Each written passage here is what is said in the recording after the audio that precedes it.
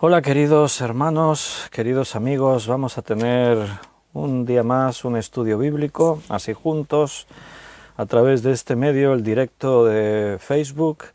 También el vídeo queda grabado, se sube a la plataforma de YouTube, donde tenemos la página de la iglesia con todos los vídeos de los estudios guardados. Entonces, bueno, intentamos desde nuestra sencillez y humildad, pues tratar de difundir la palabra de Dios, aportar con ese granito de arena a que la palabra poderosa de Dios se extienda más y más, que es lo que puede llevar al hombre a cambiar su vida, al conocer el mensaje del Evangelio, la salvación, y también por lo que provoca en nosotros, los creyentes, en ese discipulado que todos necesitamos seguir haciendo. Hoy es sábado 24 de octubre. Y bueno, llevamos un día bastante completo. Yo a las 9 de la mañana ya estaba conectado con la plataforma Zoom en el evento especial que se ha llamado Consulta, Familia y Liderazgo, organizado por la Alianza Evangélica Española, y ahí pues con 100 líderes del mundo evangélico reunidos tratando este tema y debatiendo en grupos, y bueno, fue muy interesante. Y justo ahora pues ahí ha quedado en Facebook también el directo que hemos hecho desde nuestro local, desde la iglesia, con Tim López, arqueólogo bíblico, y con un tema muy interesante, apasionante. Ha sido realmente muy bueno, especial este tiempo. Bueno, si lo habéis visto, si no, pues os lo recomiendo. Se han generado muchas preguntas, la gente tenía ganas de saber más. Y bueno, la arqueología es un medio, entre otros, para profundizar en los acontecimientos, los hechos que la Biblia como también historia nos está contando. Y como hemos estudiado a veces nosotros, hemos hablado de que nuestra fe no es una fe ciega, cree en Dios así sin más. La verdad es que podemos hablar de evidencias históricas, en este caso arqueológicas, hay el registro fósil, hay un montón de evidencias que nos llevan a poder tener esa paz, esa tranquilidad de que no es solo lo creo porque yo lo digo, es una fe ciega basada en mitos, leyendas. No, estamos hablando de cosas con fundamento, de cosas sólidas. Entonces, pues bueno, vamos a tener el estudio de hoy, vamos a continuar con el tema de alcanzando la vida victoriosa. Hablamos ayer, pero el estudio de ayer fue más cortito, así que hoy vamos a seguir hablando de la tentación. Ayer estábamos hablando del origen de la tentación. Hoy vamos a seguir con esto. Mañana domingo por la tarde retomaremos el curso de hermenéutica, será el tercer estudio, y el lunes volveremos a Apocalipsis, y así vamos viendo cosas que nos enriquecen. Así que antes de abrir la Biblia y empezar a estudiar la palabra, vamos a presentar este tiempo en oración delante de Dios. Le vamos a pedir a Él que Él sea quien nos dirija y empezamos. Vamos a orar. Gracias, Padre, por esta nueva oportunidad que nos das de reunirnos un día más en tu misericordia, en tu gracia, alrededor de tu palabra, esa palabra santa, bendita, que nos alimenta, que nos instruye, que nos llena, Señor, de aquellas cosas que necesitamos para alcanzar esa vida de victoria que tú nos ofreces. Ayúdanos a entender el mensaje de esta palabra en esta noche, háblanos a cada uno según lo necesitamos, que tu palabra cobre esa vida que tiene para llegar a cada uno a su necesidad, y allí donde necesitamos escuchar, sea tu consuelo, sea tu exhortación, tu reprensión, lo que tú tengas que decirnos. Ahí estamos dispuestos, Señor. Háblanos, tus siervos escuchan. Danos sabiduría para entender y para explicar esta palabra. Y yo te doy muchas gracias por mis hermanos que muestran ese hambre del alimento espiritual que viene de ella. Te lo pedimos todo agradecidos en el nombre de nuestro Señor Jesús. Amén.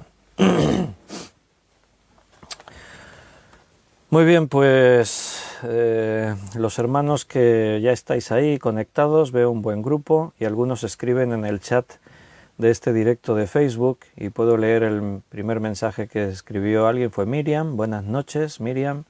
Benito también, buenas noches. Ana Karina, buenas noches, buenas tardes. Fernando Chala, buenas tardes, bendiciones. Esther, también bienvenida, bienvenido. Juan Bermudo, buenas tardes. Alina, buenas tardes también. Juan Vázquez, bienvenidos. Algunos nos hemos visto hace un ratito en la iglesia con esta presentación de Tim López sobre el tema de arqueología. Muy bueno. También nos visitó, vino Juan Miguel Torrero, el escritor, que también lo hemos visto ahí, nos ha alegrado verle y le mandamos un abrazo porque él también es asiduo de escuchar los estudios que estamos dando, así que en alguno de esos trayectos de coche que va escuchando el estudio, pues Juan Miguel, un abrazo. También a todos los que estáis ahí conectados, aunque no escribáis en el chat, veo vuestros iconos, me alegra mucho de veros, es un tiempo de bendición también para mí el sentir que estáis ahí y que podemos compartir este mismo sentir en el Señor. Liliana, buenas noches.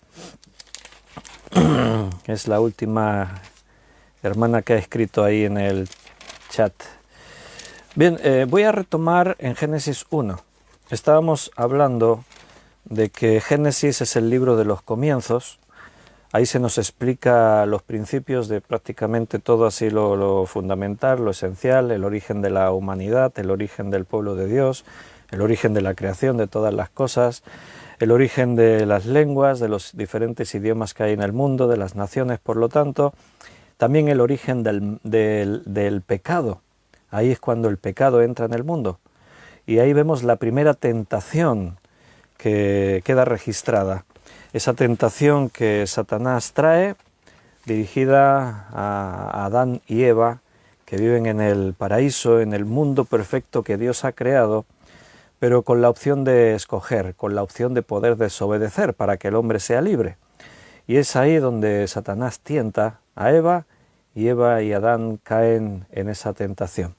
Estábamos leyendo en Génesis 1, leímos el versículo 26, 27, 28, donde la Biblia describe que nosotros, los hombres, las personas, la humanidad fue creada a imagen y semejanza de Dios y recibimos el encargo de parte de Dios de señorear la tierra, de sojuzgarla, o sea, tuvimos la autoridad de parte de Dios sobre este mundo. Por eso la trascendencia de cuando el pecado entra por el hombre, por el primer hombre. Y ese pecado contamina toda la creación, todo queda maldito, la maldición se extiende a todo lo creado por esa responsabilidad que el hombre tenía sobre esta creación que Dios le había dado. El pecado lo cambió todo, absolutamente todo. Entonces, el pecado entra en el mundo por Adán y Eva, por una tentación, y esto nos lleva a remontarnos a un tiempo remoto, antiguo, donde no sabemos, no tenemos una cronología exacta, pero es cuando Satanás se rebela contra Dios. Y esa es la primera referencia que tenemos de que aparezca la maldad. Dios crea a Adán en la creación que él preparó para que el hombre señorease sobre ella. Pero ¿en qué momento fueron creados los ángeles de Dios? No tenemos referencias para eso, no sabemos. ¿En qué momento Satanás en su existencia decidió rebelarse contra Dios? No sabemos, la Biblia no nos da esos detalles. ¿Hay algún pasaje por ahí que nos lleva a ese momento y podemos saber cosas? Pero es algo que ocurre en ese espacio-tiempo desconocido para nosotros. Pero sin duda esta es la referencia bíblica que tenemos para conocer el origen del mal, el origen de la maldad. Esto es un misterio para nosotros. O sea, el origen de la maldad no ocurre en el huerto del Edén, cuando Adán y Eva pecan. Ese es el origen del pecado en este mundo, en este universo creado por Dios, en la creación, donde Dios pone a Adán y Eva para que se produzcan el fruto de su propio vientre, tengan hijos, se multipliquen, llenen la tierra, y ahí es cuando aparece el pecado en este mundo. Pero antes de eso ya existía la maldad. ¿En qué momento? No sabemos, es un misterio.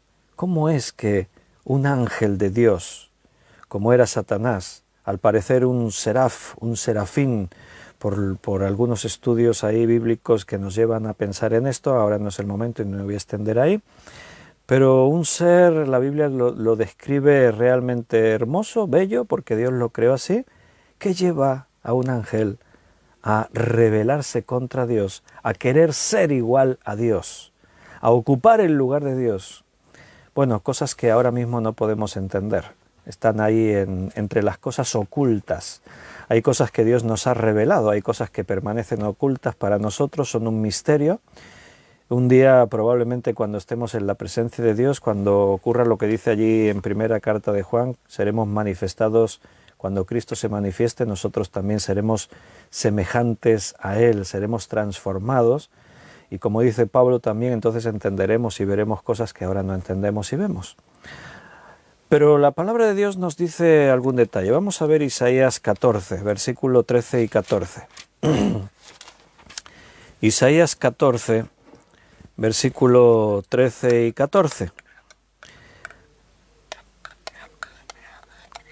Es un pasaje que está refiriéndose al rey de Babilonia, pero tú sabes que el lenguaje profético a veces tiene un doble cumplimiento, y este pasaje se está atribuyendo a lo que sucedió en ese momento celestial, donde Satanás se rebela contra Dios.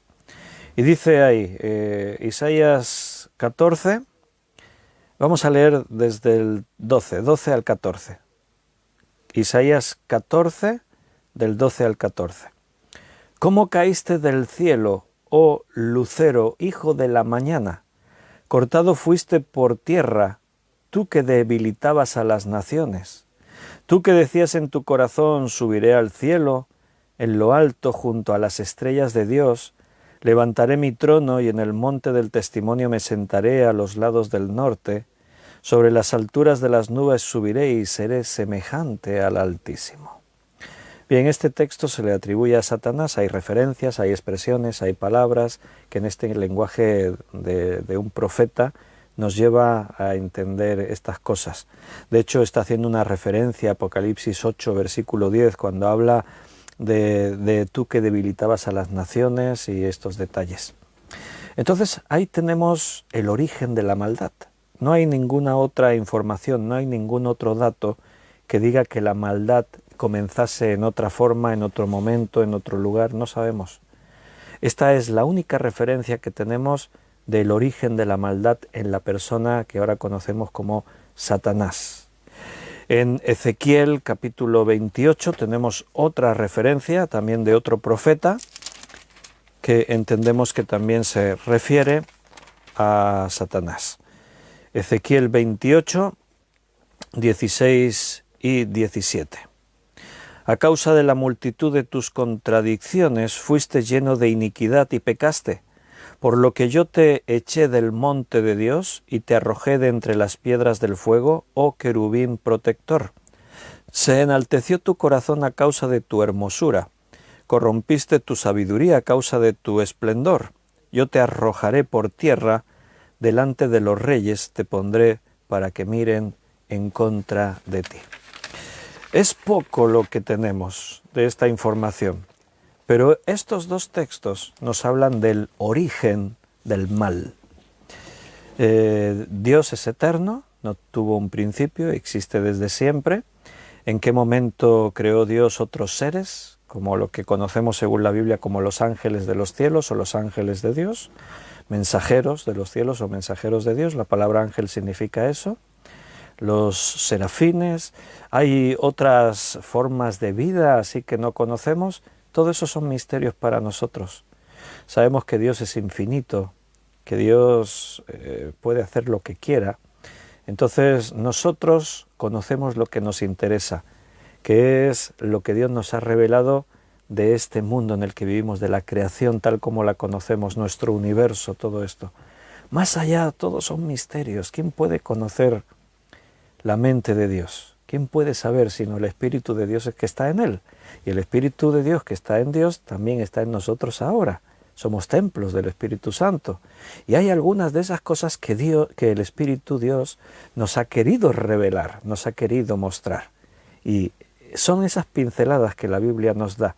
Aquí sabemos que Satanás se rebela contra Dios, evidentemente no pudo hacer nada contra Dios, no pudo vencer a Dios, y entonces Satanás hemos leído que fue echado de la presencia de Dios, fue echado del monte de Dios, fue desterrado y es echado ahora a la tierra. Cuando Dios crea la tierra, cuando crea a Adán y Eva, cuando crea el mundo, ahí aparece Satanás. ¿Cuál sería el próximo objetivo de Satanás? A Dios no pudo vencerle. Dios es invencible, es todopoderoso. Ahora Dios ha creado algo nuevo, su creación más especial, el hombre, el ser humano. Recuerda, no hay otra referencia ni siquiera a los ángeles de los cielos que hayan sido creados de esa forma especial como fue creado el hombre, el ser humano. Somos una creación exclusiva, especial de Dios, porque Él nos hizo, recuerda que ayer lo leíamos, Génesis 1, 26 al 28. Fuimos creados a imagen, conforme a la semejanza de Dios. Esa semejanza se perdió en parte en cuanto el pecado entró en el mundo, pero un día retomaremos lo que perdimos. Yo os estaba haciendo referencia a primera carta de Juan, a algunos escritos de Pablo, 1 Corintios 15, algunos pasajes en los que se habla de lo que vendrá. Ahora tenemos un cuerpo de muerte, de pecado, pero de la Biblia dice, aún no se ha manifestado lo que hemos de ser. Seremos semejantes a Cristo en su resurrección. La Biblia dice en Hebreos, ¿a cuál de los ángeles Dios dijo jamás mi hijo eres tú, yo te he engendrado hoy? Eso dice de Jesús, pero recuerda que nosotros, la Biblia también dice que somos hijos de Dios, nos sitúa cercanos a Cristo porque dice que somos coherederos juntamente con Cristo. La Biblia nos otorga privilegios que no nos merecemos, como el hecho de juzgar a las naciones, reinar. Cristo dijo, yo os daré que os sentéis conmigo en mi trono, y cosas que ahora que hemos vuelto a empezar a estudiar Apocalipsis volveremos a ver, y ampliamente, y yo creo que ahí nos enriqueceremos más en todo esto. Entonces, Satanás no pudo vencer a Dios. ¿Cuál será ahora su objetivo? Pues casi que es de pura lógica, ¿no? Ahora Dios ha creado algo hermoso, que es un universo nuevo, y a un ser especial, al ser humano, creado semejante a Dios, y colocado en el paraíso de Dios para que señoree y juzgue la tierra. Y ahí aparece Satanás. El objetivo ahora de Satanás es el hombre, el ser humano. Y ahí viene con la tentación, ahí viene con la intención de volver a enfrentarse contra Dios, pero en otro plano, en otro nivel. Ahora va a atacar a la creación de Dios. Y ahí está esa escena en Génesis capítulo 3. Pero la serpiente era astuta más que todos los animales del campo que Dios había hecho, la cual dijo a la mujer, ¿con que Dios os ha dicho, no comáis de todo árbol del huerto? Ahí Satanás empieza minando la seguridad que tenía Adán y Eva en Dios, siembra la duda, ¿con que Dios os ha dicho? Y la mujer respondió a la serpiente, del fruto de los árboles del huerto podemos comer, pero del fruto del árbol que está en medio del huerto, dijo Dios, no comeréis de él, ni le tocaréis para que no muráis. Entonces la serpiente dijo a la mujer, no moriréis. Ahí está la mentira de Satanás. No moriréis. Era mentira. Comieron y murieron. Murieron espiritualmente y la muerte física entró en el mundo. Y otras muchas formas de muerte. Se murió a muchas cosas, como estábamos mencionando el otro día. no moriréis, sino sabe Dios que el día que comáis de él serán abiertos vuestros ojos y seréis como Dios, sabiendo el bien y el mal. Aquí se nos abren un montón de interrogantes, de preguntas. Yo las tengo todas ahí pendientes de respuesta. No esperéis que yo las pueda responder hoy. Preguntas como ¿y por qué Dios permitió que Satanás interfiriese ahí en su creación? ¿Por qué lo permitió Dios que Satanás viniese a tentar a Adán y Eva? Bueno, no hay una respuesta directa para resolver eso, pero hay un pero podemos tener una ligera idea. Vemos en la Escritura que Satanás a veces es usado por Dios para algunos de sus propósitos. O sea, Dios utiliza aún al diablo para algún fin que él tiene, algún propósito. Aquí sin duda hablábamos del libre albedrío de Dios, del hombre, perdón. El hombre tenía que ser libre para elegir, libre para escoger. Quizás en base a eso era necesario que fuese tentado, para que se plantease realmente, ¿creo a Dios lo que Él ha dicho y le obedezco? ¿O dudo de Dios y desobedezco lo que Él me ha dicho? Satanás le plantea esa duda al hombre, ¿con que Dios os ha dicho? ¿Moriréis? No, no moriréis, es mentira. Ahora el hombre tiene que decidir. Este pasaje, lo que aquí se está describiendo, algunos lo han tomado como una mitología, como algo irreal, algo creado en la mente del autor para tratar de explicar cómo el mal vino al mundo. Pero esto no es mitología, esto no es leyenda, esto no es algo inventado, esto ocurrió de verdad. A ver, ahí hay detalles, no tenemos una descripción gráfica 100% de todo ahí lo que era. Estamos hablando de cosas que no hemos vuelto a ver más. Adán y Eva fueron expulsados del paraíso. Estamos hablando de un momento que ahora no conocemos, algo que tenemos referencias, pero para nosotros un mundo sin pecado no es concebible. Nosotros ya nacimos y conocemos este mundo de pecado. En la eternidad, en el futuro, volveremos a retomar cosas de las que aquí había, aunque también habrá diferencias. Pero esos árboles que había en el huerto, esos árboles que ahora Apocalipsis también nos habla, de ese río de la vida que sale del mismo trono de Dios y a cuyos lados del río crece el árbol de la vida, que es para sanidad a las naciones, etcétera, etcétera. Todo eso que está ahí descrito es lo que había aquí en Génesis, en la creación de Dios en el paraíso. Todo era perfecto. ¿Y por qué Dios permitió que Satanás? No sabemos, no tenemos toda la respuesta, pero vemos que Dios a veces se usa de Satanás para probar a Job y bendecirle, perfeccionarle. Vemos que Dios se usa de Satanás para que abofetee a Pablo y ese aguijón que hay en su carne no le lleve a una vanagloria que lo destruya. Vemos que Satanás puede ser en manos de Dios algo que produzca una causa buena en nosotros. Porque quiero que entiendas algo, aunque ignoramos un montón de cosas de todo esto, la Biblia nos informó de lo que necesitábamos saber y nada más. Aunque hay mucho que desconocemos, te puedo asegurar una cosa que conocemos por la Biblia. Dios es infalible, Dios es todopoderoso, Dios es omnisciente, sabe todo, antes de que ocurra Él ya sabe. Entonces para Dios nada de lo que ocurrió fue un accidente. O sea, a Dios no le sorprendió que aparentemente tan fácilmente Adán y Eva pecasen. Para Dios no fue una sorpresa. No es que de pronto Dios dijo, ¿cómo? ¿Me han desobedecido? ¿Han dudado de mi palabra? ¿Cómo puede ser? No, Dios no reaccionó así, Dios sabía. Dios sabía todo. Por eso tienes que entender algo, mi hermano, según lo que la Biblia nos muestra. No estamos en un accidente histórico.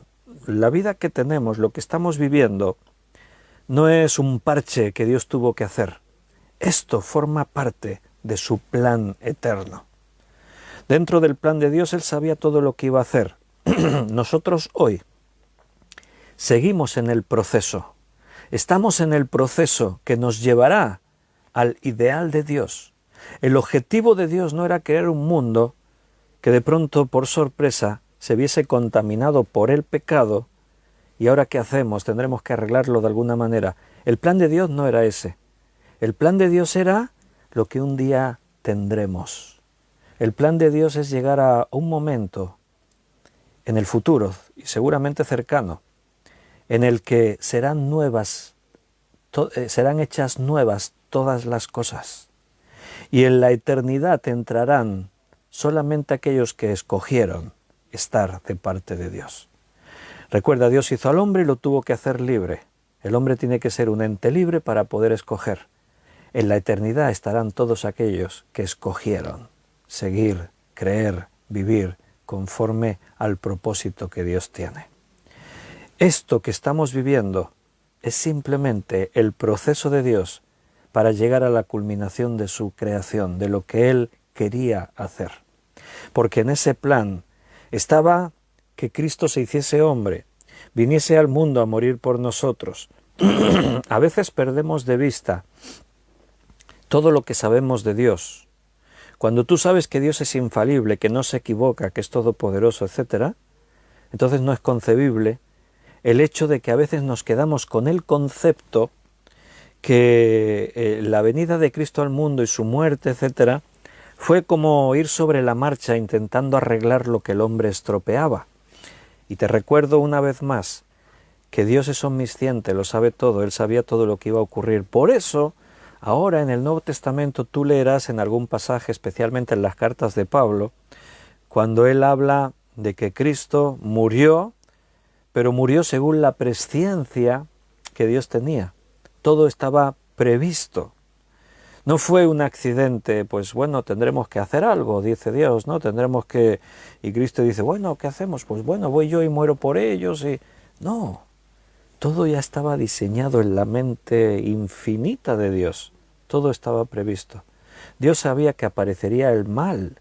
Dios sabía antes de crear a Satanás que Satanás se rebelaría. Pero, ¿sabes? Omnipotente significa que Dios puede hacer todo lo que Él quiere. ¿Sabes? Hay un argumento de los que se denominan ateos que es el siguiente, es decir, que en realidad Dios no es todopoderoso, porque nosotros los cristianos, y la Biblia dice que Dios no puede pecar, que Dios no puede ser tentado ni tentar a nadie, que Dios, o sea, hay una serie de cosas que Dios no puede hacer, entonces Dios no es todopoderoso. Ese es un argumento que los ateos utilizan. Fíjate lo pobre que es intentar argumentar algo contra Dios, contra la fe cristiana o contra la Biblia. Mira, una cosa es que Él no pueda y otra cosa es que Él no quiera. Poder, Dios puede todo. Pero Él mismo, como Dios justo y soberano, ha establecido sus propios límites. Él ha decidido. Dios es amor. Y como amor, en su esencia, Él solo provocará lo bueno. Entonces, decir que Dios no puede pecar, por lo tanto, si Él quisiera pecaría, está a su alcance. Otra cosa es lo que Él decide.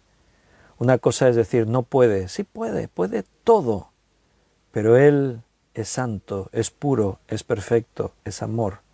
Entonces Él no hará aquello que no, escúchame, aquello que no quiere hacer. Si Él no quiere hacer algo, no lo hará, porque es todopoderoso. Es una forma de manipular el lenguaje y el argumento, tratar de decir, pues mira, Dios no puede hacer esto, Dios no puede hacer... No es que no pueda, es que Él ha decidido no hacerlo, Él no quiere hacerlo, porque Él es santo, no forma parte de su naturaleza, de su esencia, de lo que Él es.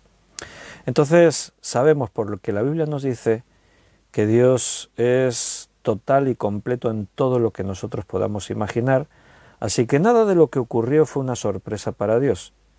Todo entendemos que forma parte de su plan, que aún no ha terminado.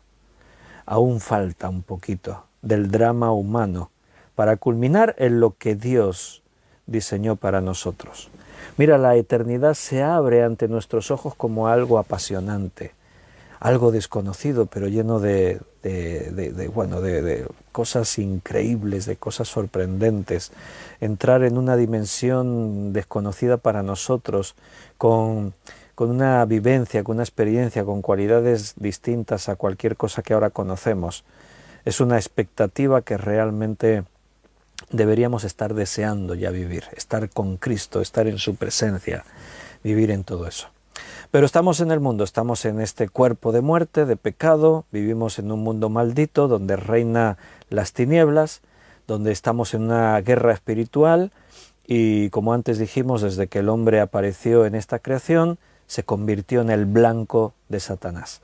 Ahora la Biblia dice en Efesios que no tenemos lucha contra carne y sangre, sino contra principados, contra potestades, contra gobernadores de las tinieblas, contra huestes de maldad.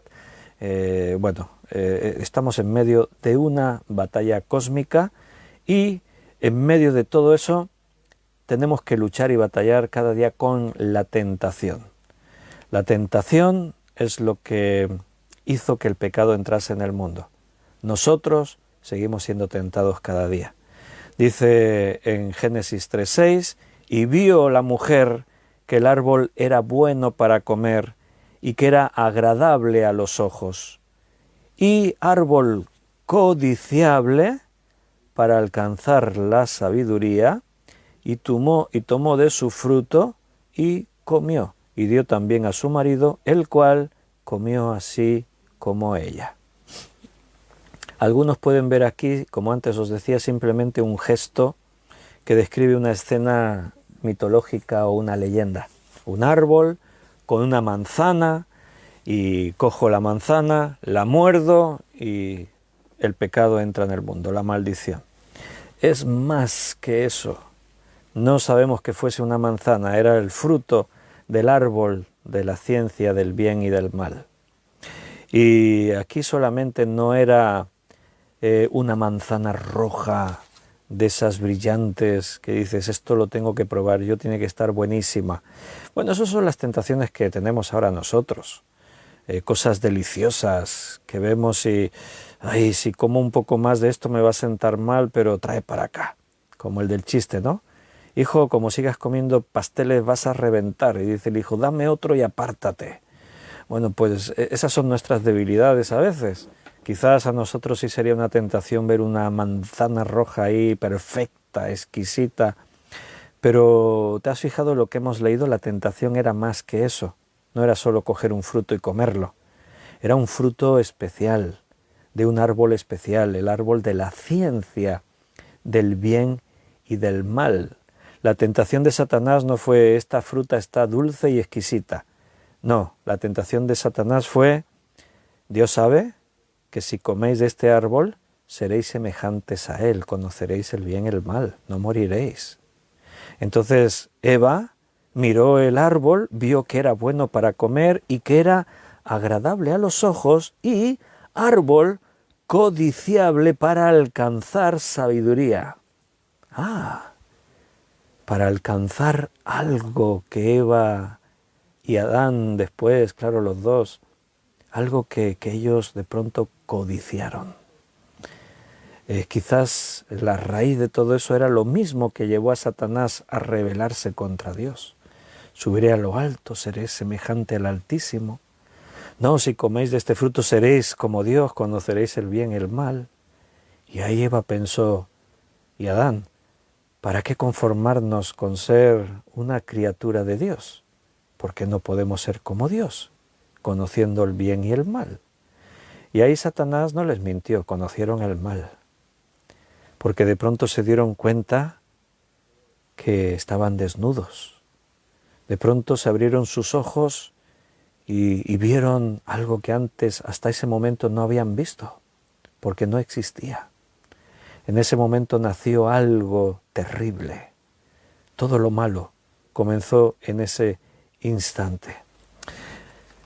Vamos a mirar cómo dice allí en Romanos capítulo 8 acerca de esto. Romanos 8 leeremos versículo del 19 al 25.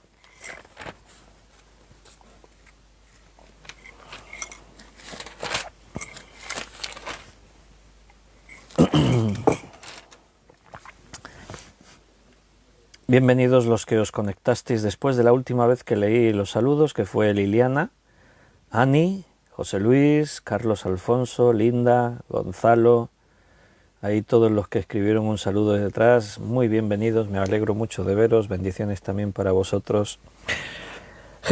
Romanos 8, 19, dice allí la palabra, porque el anhelo ardiente de la creación es el aguardar la manifestación de los hijos, es aguardar la manifestación de los hijos de Dios, porque la creación fue sujetada a vanidad, no por su propia voluntad, sino por causa del que la sujetó en esperanza, porque también la creación misma será libertada de la esclavitud de corrupción a la libertad gloriosa de los hijos de Dios, porque sabemos que toda la creación gime a una, y a una está con dolores de parto hasta ahora. Y no solo ella, sino que también nosotros mismos, que tenemos las primicias del Espíritu, nosotros también gemimos dentro de nosotros mismos, esperando la adopción, la redención de nuestro cuerpo, porque en esperanza fuimos salvos. Pero la esperanza que se ve no es esperanza, porque lo que alguno ve, hay que esperarlo. Pero si esperamos lo que no vemos, con paciencia lo aguardamos. Es uno de los muchos textos que nos enseñan lo que os estaba diciendo. Seguimos en el proceso de la creación de Dios. No terminó allí en Génesis en el 7º día. Allí aparecieron todas las cosas, pero la culminación de su creación es lo que esperamos. Ahora esta creación gime a una, nosotros también, porque dice que estamos en este cuerpo y ese cuerpo tiene que ser transformado. Estamos gimiendo, estamos esperando, deseando ser lo que Dios preparó para que seamos. El pecado es el causante de la corrupción, de la maldición, de la muerte en las personas, también en la creación. Aquí este pasaje habla de eso. Ahí toda la creación se vio salpicada por el pecado que entró en el mundo. Pero fíjate que también hemos leído que la creación misma será libertada de la esclavitud de corrupción. En el propósito de Dios, para el fin de los tiempos, hacer cielos nuevos y tierra nueva, también entra esta visión de una regeneración de todo. Dice que todo será redimido, todo será cambiado. Y esa es nuestra esperanza, dice. Es la esperanza que tenemos. Es lo que la Biblia dice, que miramos desde lejos, que esperamos, que deseamos, que anhelamos. Me vuelvo a Génesis, pero ahora al capítulo 6. Estamos viendo el origen del mal, el comienzo del pecado en el mundo, cómo la tentación fue el medio por el cual Adán y Eva desobedecieron. Fueron tentados y cedieron a la tentación, y por una tentación vino el pecado, y por el pecado, mira a tu alrededor, todo lo que nos llevó a esto. En Génesis 6 hay otro momento histórico clave que nos enseña acerca de este efecto del pecado en el mundo. Y dice, podemos leer el versículo del 5 al 8, y vio Jehová que la maldad de los hombres era mucha en la tierra, y que todo designio de los pensamientos del corazón de ellos era de continuo solamente el mal. Y se arrepintió Jehová de haber hecho hombre en la tierra, y le dolió en su corazón. Y dijo Jehová, raeré de sobre la faz de la tierra a los hombres que he creado, desde el hombre hasta la bestia, y hasta el reptil y las aves del cielo, pues me arrepiento de haber hecho al hombre. Pero Noé halló gracia ante los ojos de Jehová. El pecado entró en el mundo en la tentación de Adán y Eva, ese pecado lo maldijo todo, la creación continuó, Adán y Eva tuvieron hijos, los primeros, Caín y Abel, pero después dice que tuvieron más hijos, y Adán y Eva vivieron por los 900 años, tuvieron hijos durante cientos de años, esos hijos a su vez tuvieron hijos, mientras Adán y Eva aún tenían hijos, ya algunas generaciones, varias generaciones de ellos seguían teniendo hijos, o sea, en poco tiempo la tierra se fue llenando de personas. Y en algunos años después, varios milenios después, la tierra estaba llena de gente, pero allí donde había gente había maldad. Y ahí es donde nos cuenta ahora la narración del diluvio. Ahí tenemos la revelación de algo que ocurrió, que la maldad de los hombres era mucha en la tierra. Esto está ligado con lo que antes estábamos hablando. No fue un accidente. Dios no le pilló por sorpresa que la humanidad hubiese llegado a tanta maldad que nadie, a excepción de un solo hombre, estuviese dispuesto a creerle a él, a creer a Dios. Solo Noé y su familia estuvieron dispuestos a seguir lo que Dios les mostraba, lo que Dios marcaba en sus caminos.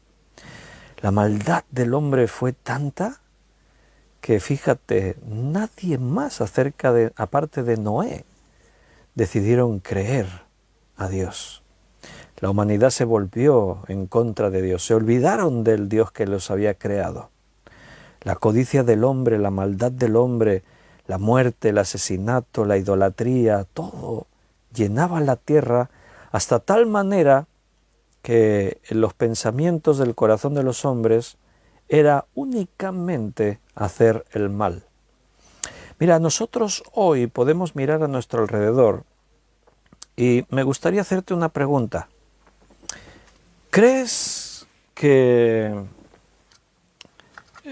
hay algo bueno en el hombre, en el ser humano? Podríamos decir que... Voy a hacer una pregunta y vais a ver que nos quedamos en silencio 10 segundos porque se me encendió la luz roja y quiere decir que se va a acabar la pila. Voy a hacer una pregunta y cambio las pilas. ¿Crees que podríamos decir que hay una diferencia en cuanto a Génesis? Dios vio que el designio de los pensamientos del corazón de ellos era de continuo solamente el mal. O sea, únicamente el hombre pensaba en hacer cosas malas. ¿Cómo ves la humanidad hoy? ¿Crees que estamos en ese mismo nivel? ¿Los pensamientos del hombre solamente los llevan a pensar en lo malo?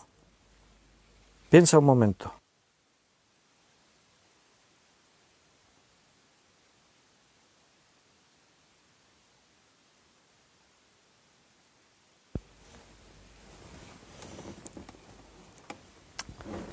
¿Lo pensaste?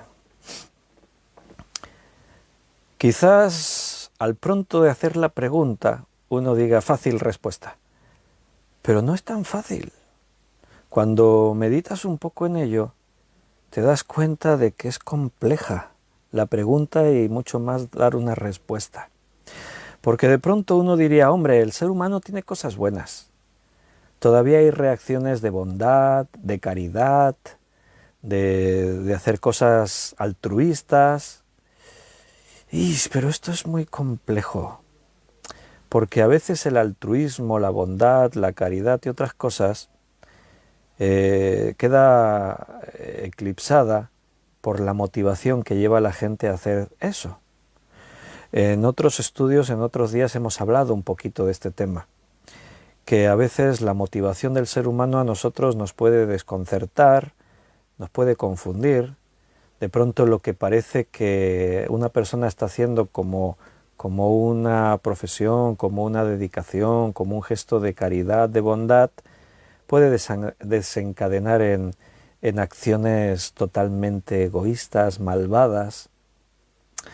La verdad es que si miramos la mente del hombre, del ser humano, vamos a ver mucho egoísmo, vamos a ver mucha soberbia. Y eso nos lleva a que la reacción del hombre puede ser cualquier cosa, aunque no nos la esperemos.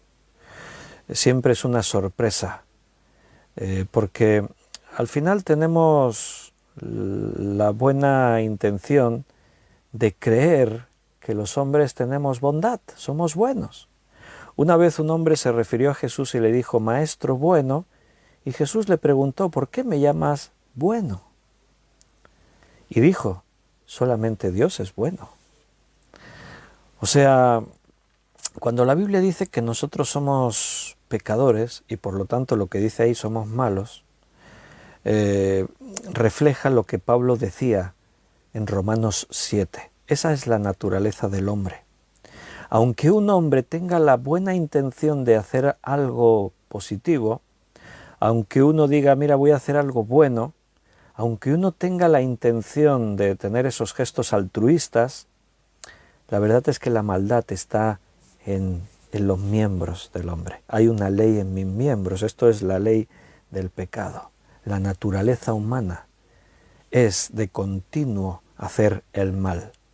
Por eso ya no nos sorprende escuchar en las noticias que gente que se consideraba honrada, buenas personas, gente educada, de familias bien posicionadas, etcétera, ya no nos sorprende que las noticias destapen que éste estaba en corrupción, que éste intentó asesinar al otro, que ésta engañó a su pareja y se fue con no sé quién. Eso ya no nos sorprende. O sea, estamos en esos límites de Génesis 6 en cuanto a maldad. De continuo los pensamientos del hombre son de hacer el mal. A lo malo hoy se le llama bueno. No, esto es bueno. A lo bueno se le llama malo. Si tú hablas, defiendes una familia, un modelo de familia heterosexual, con un padre, una madre, unos hijos que se someten a sus padres, que se les puede educar cristianamente conforme a las escrituras, etcétera, te van a llover las críticas por todas partes, te van a acusar de un montón de cosas.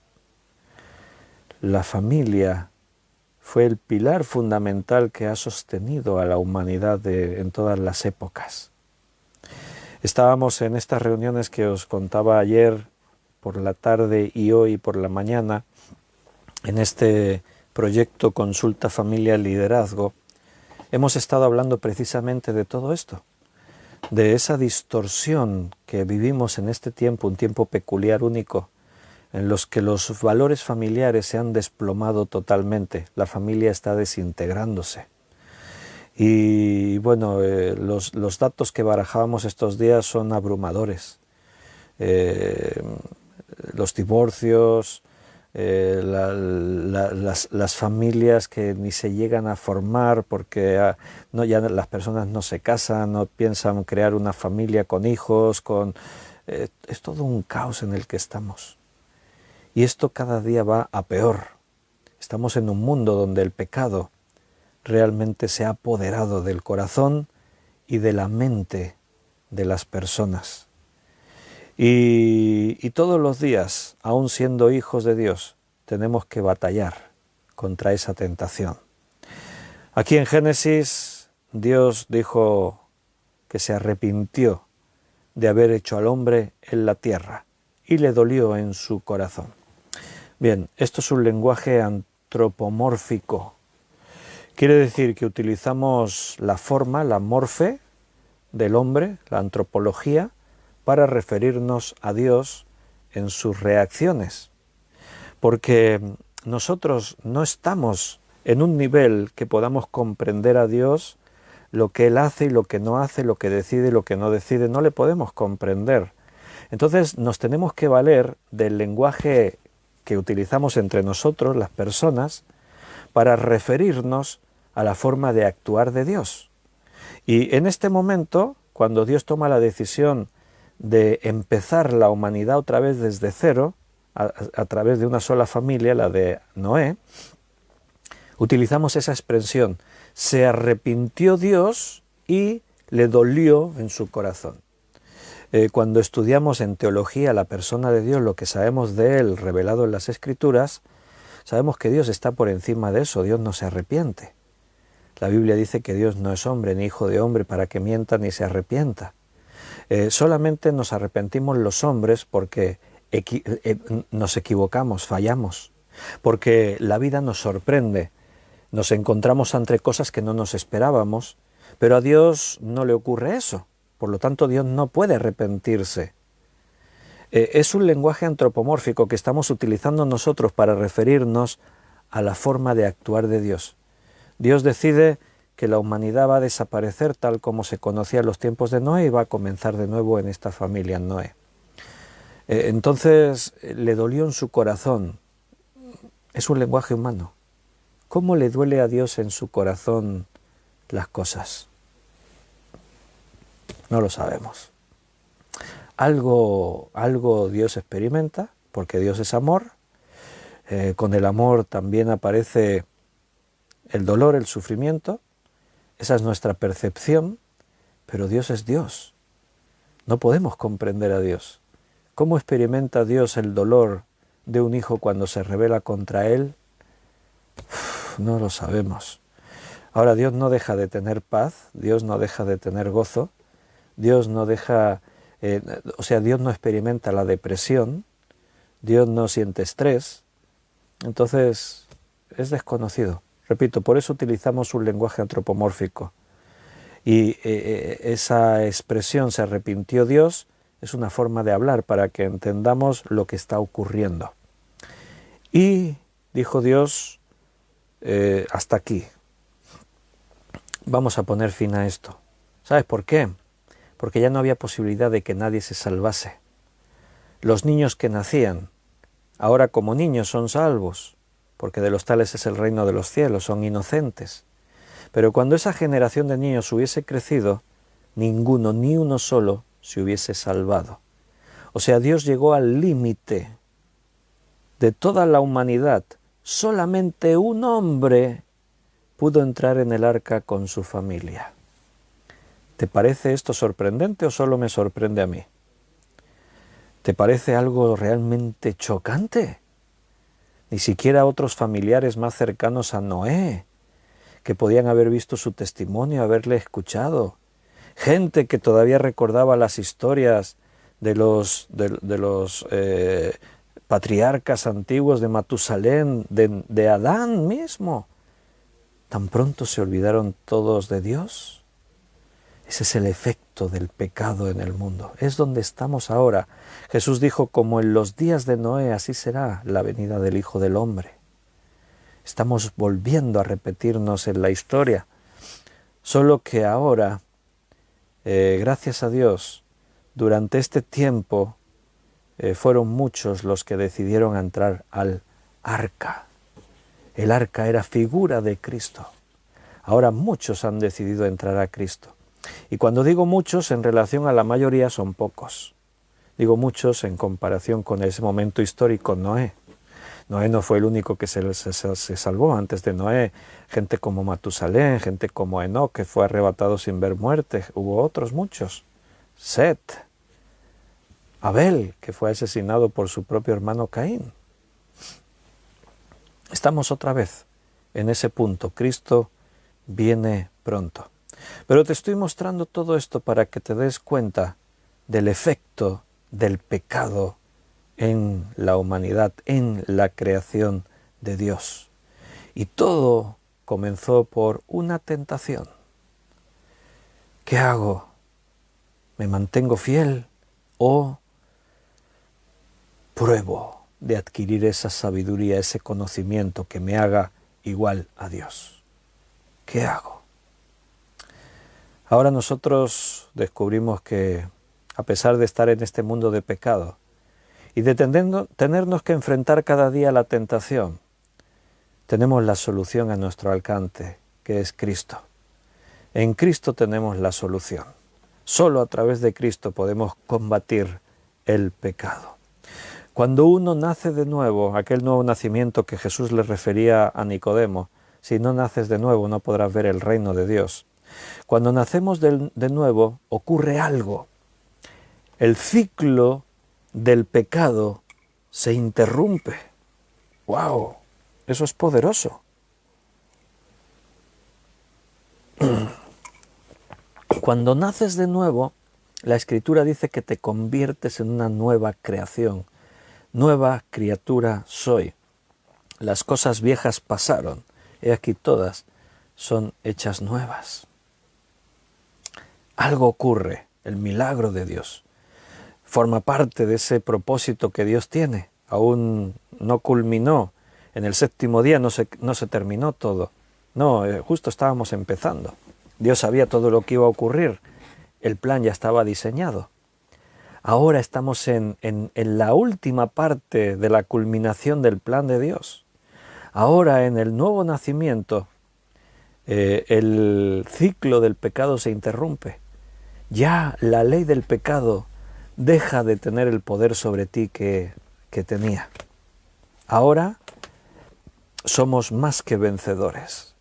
Ya no somos esclavos del pecado. Ahora ha ocurrido algo que lo ha cambiado todo. El poder de la sangre preciosa de Cristo derramada en la cruz nos da la posibilidad de vencer, de tomar la victoria. Jesús dijo, conoceréis la verdad y la verdad os hará libres. Y si has conocido la verdad, Cristo dijo, yo soy el camino, la verdad y la vida, entonces ahora eres libre. Eso es un grito de victoria, hermano. Cuando escuchamos algo así, cuando lo leemos en la palabra, tendríamos que salir corriendo a la azotea de tu casa, al balcón, a la ventana y gritarlo, soy libre en Cristo. Soy victorioso. Esta es nuestra serie, cómo alcanzar la vida victoriosa. La Biblia dice cómo alcanzar esa vida de victoria. Y esta es una muy buena noticia, que ahora Cristo nos ha dado esa victoria a cada uno de los que hemos decidido creer en Él. En Apocalipsis, capítulo 21, del 1 al 5, en la visión que Juan tiene, dice, vi un cielo nuevo y una tierra nueva, porque el primer cielo y la primera tierra pasaron, y el mar ya no existía más. Y yo, Juan, vi la santa ciudad, la nueva Jerusalén, descender del cielo de Dios, dispuesta como una esposa ataviada para su marido. Y oí una gran voz del cielo que decía, he aquí el tabernáculo de Dios con los hombres, y Él morará con ellos, y ellos serán su pueblo, y Dios mismo estará con ellos como su Dios. Enjugará Dios toda lágrima de los ojos de ellos. Ya no habrá más muerte, ni más llanto, ni clamor, ni dolor, porque las primeras cosas pasaron. Y el que estaba sentado en el trono dijo, he aquí, yo hago nuevas todas las cosas. Hermanos, estamos cerca de vivir este día, ese momento que culmine en el plan que Dios comenzó un día cuando dijo que sea la luz y fue la luz. En aquel día en el que Dios formó al hombre a su imagen conforme a su semejanza, aquel día que el hombre decidió desobedecer y pecar, todo eso ha seguido un proceso y ahora estamos llegando a la culminación de ese plan que Dios tenía. He aquí, yo hago nuevas todas las cosas. No sé si hay una frase que podríamos comparar como tan poderosa como esta. Y me dijo, escribe porque estas palabras son fieles y verdaderas. Esta es la última fase del plan de Dios. Mientras llega esa fase, bueno, hay que seguir luchando en el mundo en el que nos encontramos contra la tentación y contra el pecado. Ahora todavía somos vulnerables. Aún estamos bajo el peligro de sucumbir ante la tentación, de pecar. Esa es la realidad. Si alguno dice que no tiene pecado, es mentiroso. Pero aunque no practicamos el pecado, estamos en esa batalla constantes. Por eso estudiamos la palabra de Dios, por eso nos alimentamos de ella, por eso buscamos la llenura del Espíritu Santo, para ser fortalecidos en el hombre interior y poder resistir a la tentación. Recuerda, una tentación puede cambiar toda tu vida si cedes a ella. No hay pecados pequeños ni grandes. Un pecado al que no des mucha importancia puede desencadenar en una tragedia en tu vida. En Génesis capítulo 3, versículo 13 dice: Entonces Jehová dijo a la mujer: ¿Qué has hecho? ¿Qué es lo que has hecho? Y dijo la mujer: La serpiente me engañó y comí. Esa pregunta de Dios, ¿qué es lo que has hecho? Ahí se declaraba la culpabilidad del hombre. Somos culpables, hermano. Así nos declaramos. Cuando llevan a uno ante el juez y el abogado pregunta, el fiscal pregunta, ¿cómo se declara el acusado? Solo tiene dos opciones: soy inocente o soy culpable. No hay otra opción.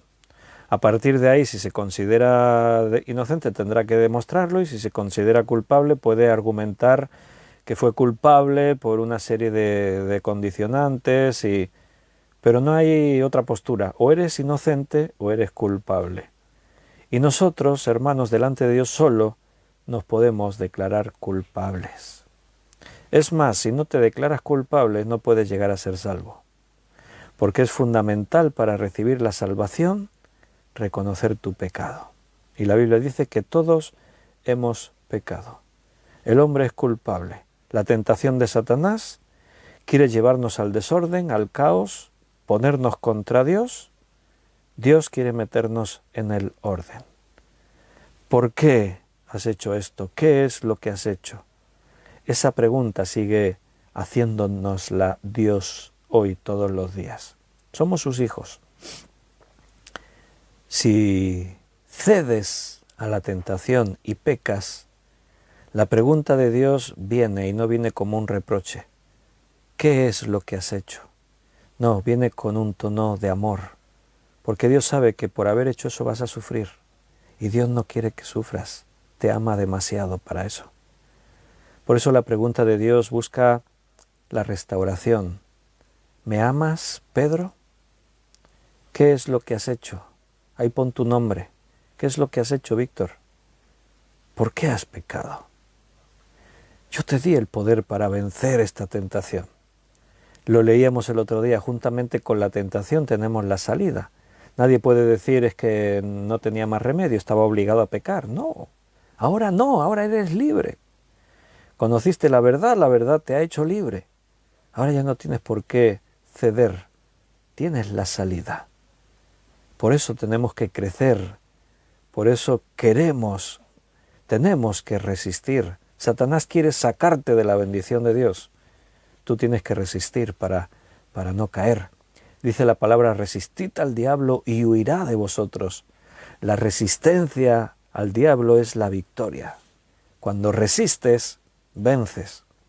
Y cada vez que tienes una victoria sobre la tentación, ese es uno de los mayores testimonios de que Dios gobierna tu vida. Porque el hombre natural, dice la Biblia, que es vendido al pecado, no vence la tentación.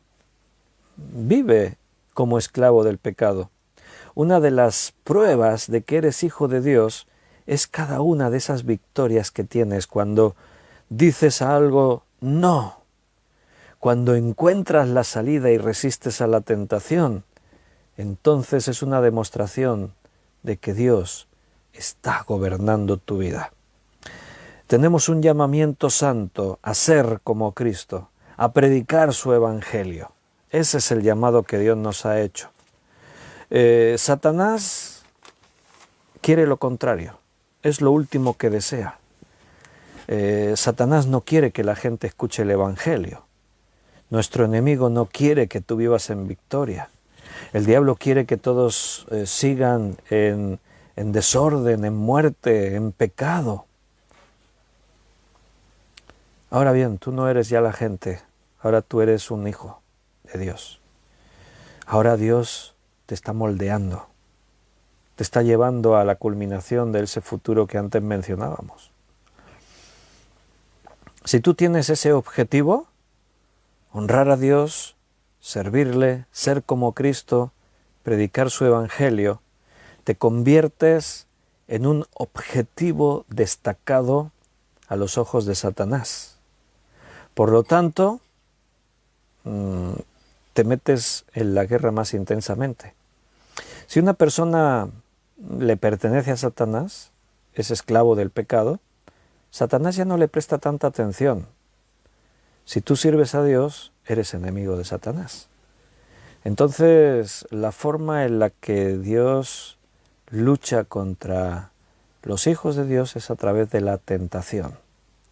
Vemos que Satanás tentó a Cristo en todo y sabemos que Él nos tienta a nosotros. Cuanto mayor es la responsabilidad que pone Dios en tus manos, mayor vas a ser tentado.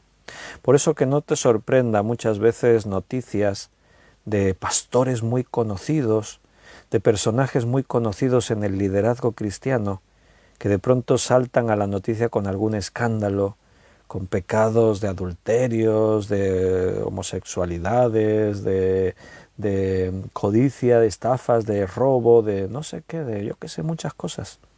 Que no te extrañe, porque todos somos vulnerables. Ahí tienes el ejemplo del rey David. Por eso, hermanos, por eso no podemos bajar la guardia ni un segundo. Por ese motivo, porque como yo antes te decía, en un instante tu vida puede cambiar totalmente. En un instante, en un momento, una tentación, solo una, te puede llevar a la debilidad de cometer el pecado que destroce toda tu vida y todo lo que construiste hasta este momento. Dios perdona, pero las consecuencias del pecado quedan. Y los hombres muchas veces no perdonan. Esa es la realidad.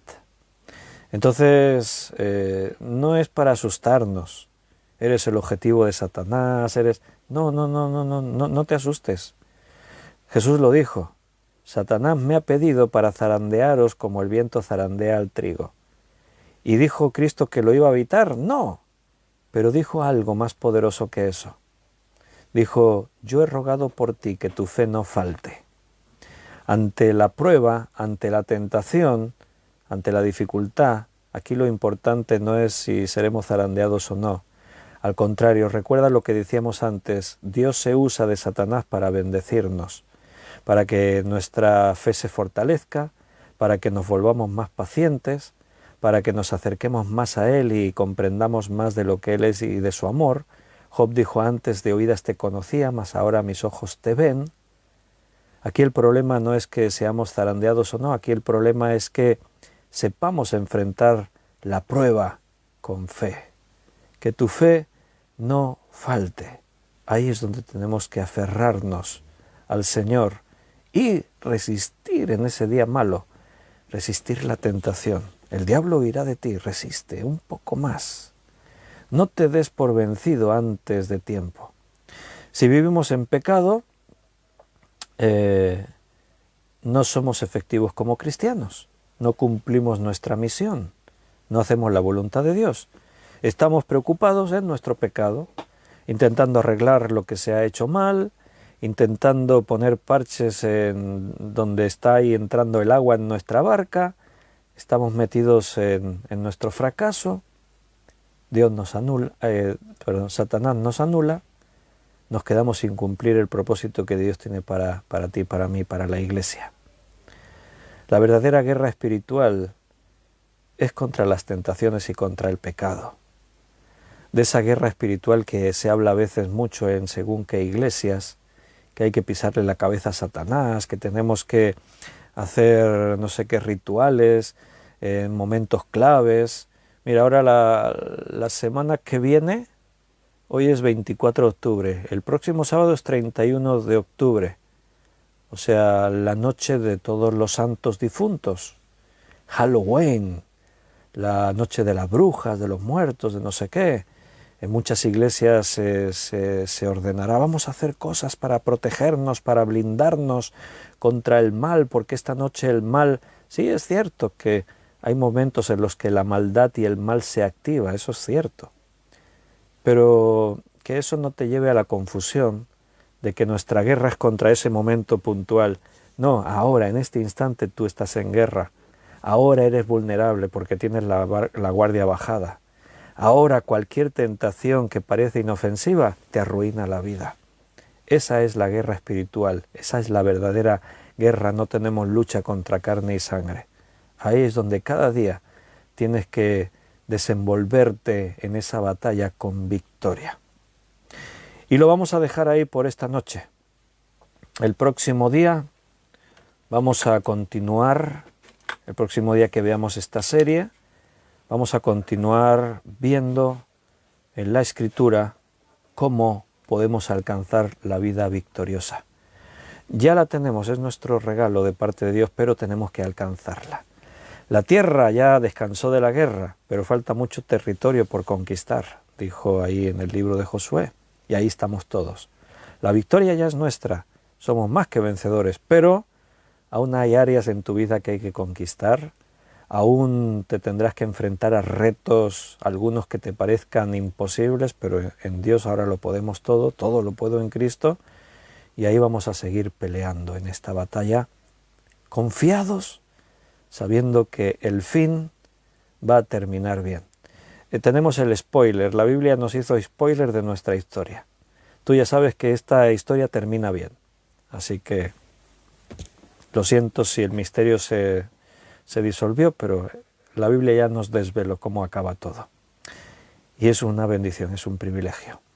Hermanos, qué placer haberos podido tener aquí mientras hablo, ver ahí vuestros iconos, saber que estáis ahí escuchando, saber que aunque ya os estéis ahí pegando una buena cena, o estéis ahí bien cómodos en el sofá y a alguno le esté entrando el sueño y cabecea y eso, escuchando mi forma de hablar así parsimoniosa, y alguno ya dice, qué sueño me está dando y tal, pero para mí es un placer veros ahí, saber que estáis y que tenemos algo en común, ese sentir que nos une cada día alrededor de la palabra, y tenemos ese mismo espíritu y tenemos esa pasión de alcanzar el ideal que Dios tiene para nosotros, ser como Jesús, tener la mente de Cristo. Un abrazo muy fuerte, que terminé de pasar lo que queda de este sábado 24 de octubre. Mañana domingo va a volver a ser un día especial, otro de esos días estupendos que Dios hace. Acordaos de algo importante, esta noche se cambia la hora, entramos al horario de invierno, estamos en otoño. Entonces tenéis que esperaros hasta las 3 de la madrugada para retrasar el reloj hasta las 2 otra vez. Bueno, si alguno se quiere acostar antes, pues ya retrasas el reloj antes. Pero el paso oficial es ese, a las 3 de la madrugada vuelves a poner las 2. Una buena noticia, tenemos una hora más de dormir esta noche. Así que por la mañana te vas a levantar mucho más descansado, vas a estar ahí, ¡guau, qué bien! Una horita más. En verano nos la quitan y nos sabe mal, pero ahora la disfrutaremos. Así que ahora son las 10:15 de la noche, pero es como si fueran las 9:15. Mira qué pronto, vamos a estarnos otra hora de estudio. No. Terminamos ya. Pero antes de irte a la cama, atrasa tu reloj una hora. En el móvil no, los móviles actuales ya se ponen solos. Se actualizan solos. Así que mañana a las 11, hora de mañana, hora de España, estaremos en nuestro local para tener juntos lo que llamamos el culto dominical, donde habrá alabanza, donde habrá predicación de la palabra y con expectación a ver qué es lo que Dios nos querrá decir. Si podéis venir físicamente, veniros a la iglesia, al local. Si no, en directo por Facebook, a las 11 lo veremos. Que es de madrugada en tu país y no te vas a levantar para verlo, no hay problema, lo puedes ver en diferido después, estará ahí grabado. Que Dios os bendiga, hermanos, os amo con el amor de Jesús y os esperaré mañana para que nos podamos ver también por la noche a las 9 en otro estudio bíblico. Como hemos dicho, mañana hermenéutica, importantísima este estudio. Que descanséis. Muchas bendiciones. Hasta mañana si Dios quiere.